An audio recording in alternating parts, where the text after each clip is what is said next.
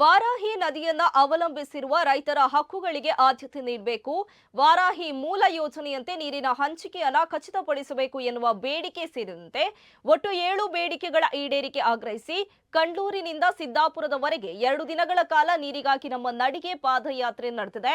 ಕಳೆದ ಸುಮಾರು 4 ದಶಕಗಳಿಗೂ ಅಧಿಕ ಸಮಯದಿಂದ ನಡೆಯುತ್ತಿರುವ ವಾರಾಹಿ ನೀರಾವರಿ ಯೋಜನೆಯಲ್ಲಿ ವಾರಾಹಿ ಬಲದಂಡೆ ಯೋಜನೆ ಸೇರಿದಂತೆ ವಾರಾಹಿಗೆ ಸಂಬಂಧಿಸಿದ ವಿವಿಧ ನೀರಾವರಿ ಹಾಗೂ ಕುಡಿಯುವ ನೀರಿನ ಯೋಜನೆಗಳನ್ನು ಶೀಘ್ರ ಅನುಷ್ಠಾನಗೊಳಿಸುವಂತೆ ಆಗ್ರಹಿಸಿ ಬೈಂದೂರಿನ ಮಾಜಿ ಶಾಸಕ ಕೆ ಗೋಪಾಲ ಪೂಜಾರಿ ನೇತೃತ್ವದಲ್ಲಿ ಹಮ್ಮಿಕೊಳ್ಳಲಾದ 2 ದಿನಗಳ ಪಾದಯಾತ್ರೆಯ ಕೊನೆಯಲ್ಲಿ ಈ ಹಕ್ಕೊತ್ತಾಯ ಮಾಡಲಾಗಿದೆ.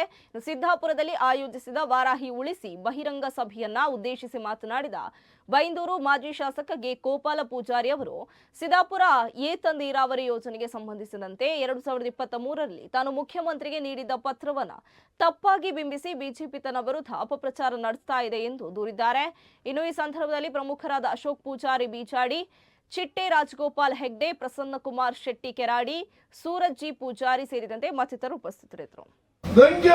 ಪ್ರಶ್ನೆ ಕೇಳ್ತೇನೆ, ನಿಮ್ ಸರ್ಕಾರ ಎಷ್ಟು ಸರಿ ಬಂತು? 47 ವರ್ಷ ಆಯ್ತು ವಾರಾಹಿ ಕೆಲಸ ಪ್ರಾರಂಭ ಆಗಿ. ನಿಮ್ ಕಾಲದಲ್ಲಿ ಏನ್ ಕೆಲಸ ಮಾಡಿದ್ರಿ ಹೇಳಿ?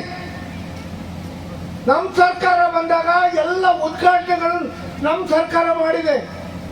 ನೀರು ಕೊಡಿಸುವಂತ ಕೆಲಸವನ್ನ ಸಿದ್ದರಾಮಯ್ಯ ಉಪಮುಖ್ಯಮಂತ್ರಿಗಳ ಮೂಲಕ ನೀರು ಕೊಡಿಸುವಂತ ಕೆಲಸ ಮಾಡದಿದ್ರೆ ಅದು ಕಾಂಗ್ರೆಸ್ ಸರ್ಕಾರ.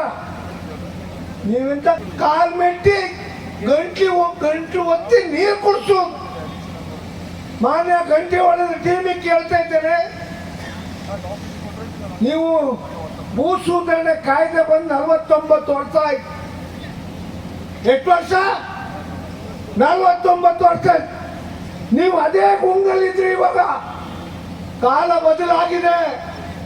ಜಾಗ ತಕೊಂಡರೆಲ್ಲ ಮಾರಿ ಎಲ್ಲೆಲ್ಲ ಹೋಗಿದ್ದಾರೆ. ಇನ್ನೂ ನೀವು ಭೂ ಸುಧಾರಣೆ ಕಾಯ್ದೆ